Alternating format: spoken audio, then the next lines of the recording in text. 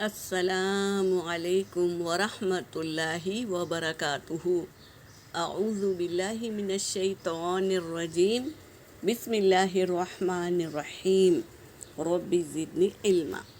حدیث پاک کا مفہوم ہے، رسول صلی اللہ علیہ وسلم نے فرمایا۔ کون فرمائے؟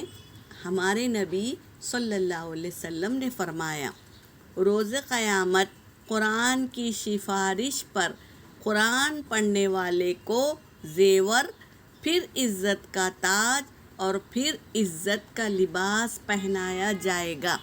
قیامت کے دن اگر آپ عزت چاہتے ہو تو دنیا میں آپ کو روزانہ قرآن پڑھنا ہوگا۔ عزت کا لباس پہنایا جائے گا۔ قرآن کہے گا، اے میرے رب، اس سے راضی ہو جا۔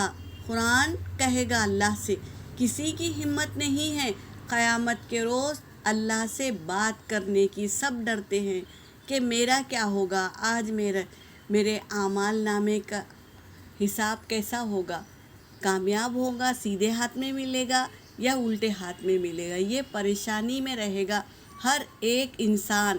لیکن قرآن کیا ہے؟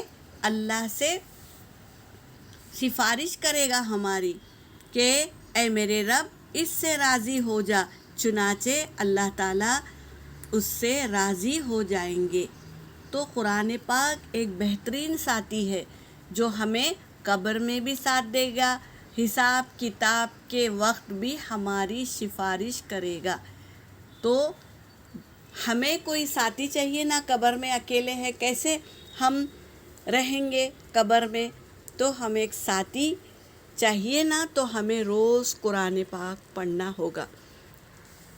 حدیث پاک کا مفہوم ہے نا، جو ایک آیت کو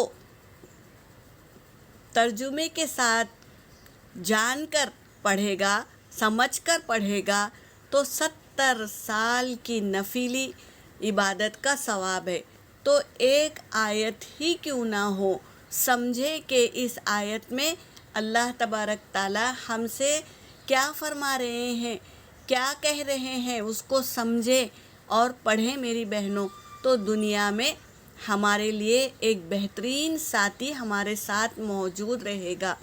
دنیا میں ہے تو ہر آفت سے ہماری حفاظت کرے گا قرآن پاک، اور آخرت میں بھی ہمارا وہ بہترین ساتھی رہے گا۔ تو ہمیشہ قرآن پاک کو سمجھے اور پڑھیں اور اس کی حفاظت کریں۔ کیسے؟ ہمارے سینوں میں یاد کر کے اس کو پیوست کر لے، تاکہ وہ قرآن پاک ہمارے سینے میں موجود ہو۔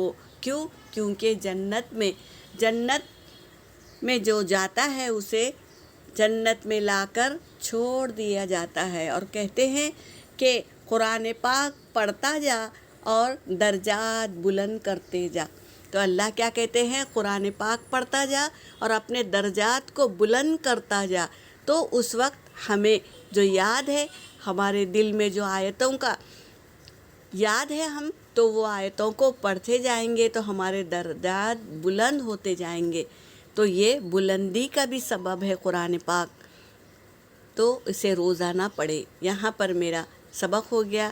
وآخر الدعوانا ان الحمد للہ رب العالمین۔